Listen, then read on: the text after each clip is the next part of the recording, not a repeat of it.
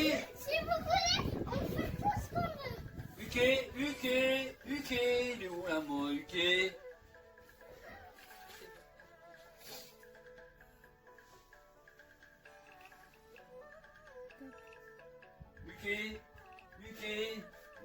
Uki encore. Ah, vous n'avez pas vu? Ah, t'as déjà démarré? Ah bah bonjour pour Dojoroom numéro 2 alors.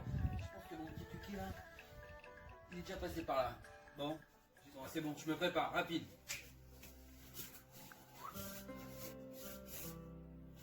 Ça y est, c'est parti. Alors, petit résumé juste du Dojoroom numéro 1. On avait revu 4 immobilisations. Yokoshio Gatame, Kamishio Gatame, Ongeza Gatame, Tateshio Gatame. Voilà pour les 4 premières. Aussi, structure pour le Japon, judo, ça veut dire quoi en japonais? Judo, c'est voie de la souplesse. Alors d'où ça vient ce nom voie de la souplesse? Pourquoi notre maître Jigoro Kano appelait ça voie de la souplesse? Petite histoire, en fait, un hiver au Japon, il neigeait beaucoup. Jigoro Kano adorait observer la nature. Et devant, dans son jardin, il avait un cerisier massif, costaud, et juste à côté, un petit roseau. Et cet hiver-là, il neigeait, mais énormément. Et il y avait beaucoup de neige sur les différentes branches.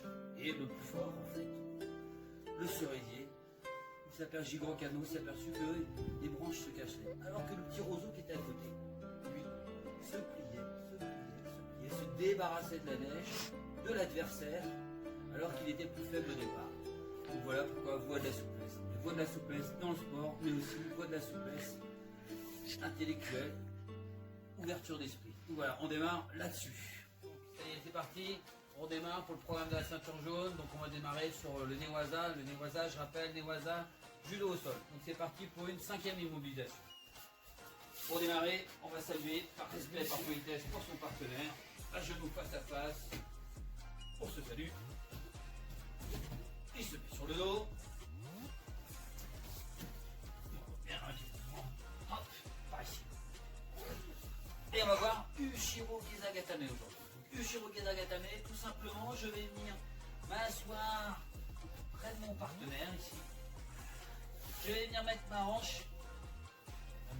Hop, je vais venir mettre ma hanche près de son épaule. Je vais glisser ma main. Je vais glisser ma main sous son bras et je vais venir la mettre dans sa ceinture. Bon, ça chatouille un peu, mais c'est pas grave. Je vais prendre son bras ici. Je vais prendre son bras et je vais le glisser contre mon ventre. Toujours dans les appuis, les orteils bien plantés dans le tapis. Ah, et je me connais. Allez, il a déjà envie de faire des randonnées. Essaye de t'échapper, voir si c'est bien fait. Je rappelle que si je maintiens mon adversaire comme ça pendant 20 secondes, je marque le hippon. On se met debout, pied. Ah, hippon, mais on verra tout à l'heure ce que c'est le hippon avec notre harnais. Donc là, maintenant, on va démarrer les chutes. Allez, on va passer au judo debout, mais la première chose qu'on apprend avant de démarrer le judo debout, c'est les chutes. Chute arrière, mon Uki, on va voir ça. Donc ce qui est important pour les chutes, toujours bien protéger sa tête. Chute arrière, donc on va tomber vers l'arrière. On se met bien l'un à côté de l'autre. Les deux bras bien tombés. On n'oublie pas, on met de la colle ici, sur le menton, pour bien rentrer ça. On descend l'ascenseur, comme vient de faire Uki. On descend jusqu'en bas. Je vais poser mes fesses. Et au moment où je pose mes fesses, je vais sortir mon train d'atterrissage. Mes deux jambes ici. Je sens mes jambes. Jambes tendues, jambes serrées, et ma tête n'a pas touché. C'est moi, je fais la chute avant. Ah, attends, on fait une petite chute arrière là sur le côté. Faut bien que tout le monde voit ici. Bras tendu. Menton collé, un petit coup de colle. Je descends bien.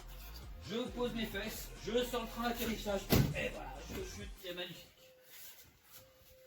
Il n'y a pas que la chute arrière. Il y a aussi la chute avant. Donc la petite chute avant. Donc c'est quand on tombe vers l'avant. Je mets un genou au sol. Ici. Je vais former ma petite roue de vélo. Un cercle avec mes deux bras ici. Et là, si je laisse ma roue comme ça, je vais aller sur le côté. Là, je vais chute avant, je vais aller vers l'avant. Donc, je vais donner un coup de guidon ici. Un petit coup de colle aussi pour pas que ma tête touche au tapis. Je rentre bien la tête ici. Je décolle mon genou et je pousse fort sur ma pédale, sur mon pied qui est derrière. Je pousse sur la pédale, je pousse sur la pédale. Je vais bien rouler sur mon bras ici, sur l'épaule. Et surtout, lorsqu'on arrive au sol, on n'arrive pas sur le coude, sinon on risque de se faire mal au coude. Et ni le bras tendu. Je vais vous montrer. Mais cette fois-ci, je vais vous montrer parce que pour la ceinture jaune, après aussi, il faut faire la chute en démarrant de debout. Donc je suis debout, chute avant droite, j'avance pied droit, je forme ma roue, si je rentre la tête et je roule bien et je prends. Donc voilà pour la chute arrière et la chute avant. Donc aujourd'hui, on va continuer aussi. Donc on va faire une technique de projection debout. Une des premières techniques qu'on apprend, c'est Osotogari. Osotogari en japonais, ça veut dire quoi? Grand fauchage extérieur. Donc c'est parti pour le petit Osotogari. Je vais appeler mon Uke, voir s'il est là et on va voir s'il va réussir à me faire tomber. Allez, c'est parti Uke. On y va. Oh, c'est bien. Alors Jigoro Kano, il a inventé les techniques, mais toutes les techniques aussi, il fallait saisir le kimono. Donc on va prendre le revers. Non, on va prendre la garde. Prends la garde correctement. Ah, lui, il est déjà en position. Tout à l'heure, le petit combat. On accroche, mais non, viens me saisir. Voilà, accroche-moi. Non, non, là. On se laisse faire. Non, non, hop. Voilà. Osotogari. Donc lui, il a pris la... Non, il n'a pas mal pris la garde. Il prend une main au revers. On appelle ça le kumikata en japonais. Non, c'est une main ici, la main au revers. Et l'autre main qui vient juste prendre ma petite manche. Et voilà, là, lui, il est déjà parti. Ah, c'est un peu de Osotogari. Il fauche, mais il faut que tu lèves la jambe, mon grand. Oui, non, l'autre jambe. Allez, voilà. À moi de faire maintenant. À moi de faire le Osoto. Allez. Ici.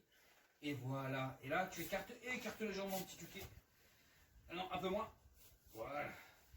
Donc là, on est parti pour le Osotogari. Bon, un peu moins.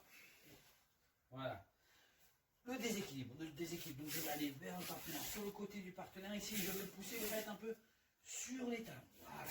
Je me rapproche de lui, les talons. Et là, je vais armer mon fauchage ici, très très haut. Et je vais accrocher sa jambe. Vous avez vu, je vais retenir mon partenaire avec la manche. En judo, il faut toujours contrôler, prendre soin de son partenaire. Un petit Osoto encore, mon grand? Ah, lui, un petit Osoto. Un petit fauchage. On prend le kumikata. Le kumikata, c'est la garde. Voilà, le dos tourné, c'est dur. Une main au revers, une main à la manche. On se laisse faire. Toi, tu prends la garde aussi. Donc, on écarte les jambes. Alors, après, ça, toi. On écarte les jambes un peu. Non, un peu moins.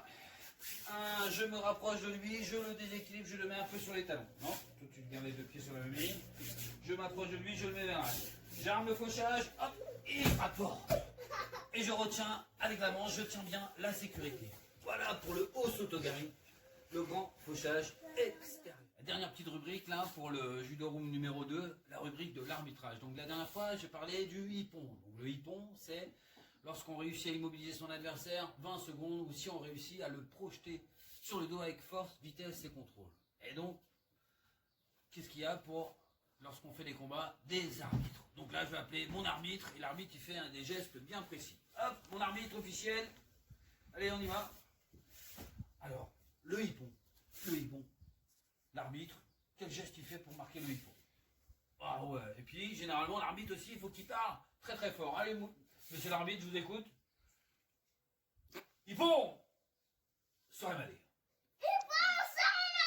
Ah oui, l'arbitre il annonce Hippon Soremadé. Et Soremadé, ça veut dire fin du temps, ça veut dire que le combat est terminé. Donc voilà pour notre rubrique arbitrage, le hippon, avec ce geste de l'arbitre. On nous l'a refait une dernière fois le hippon. Allez, vas-y. Voilà, c'est très très bien. Donc voilà, c'est la fin de notre deuxième édition du Dojo Room numéro 2. Je vous dis à bientôt pour le numéro 3. Ça y est, le Dojo Room numéro 2 se termine déjà. Donc j'aimerais bien avoir vos retours. Donc si vous avez des petites images ou des petites vidéos de ce que vous faites chez vous, je suis preneur. Donc voilà, je vous dis à bientôt pour le numéro 3. Soremadé.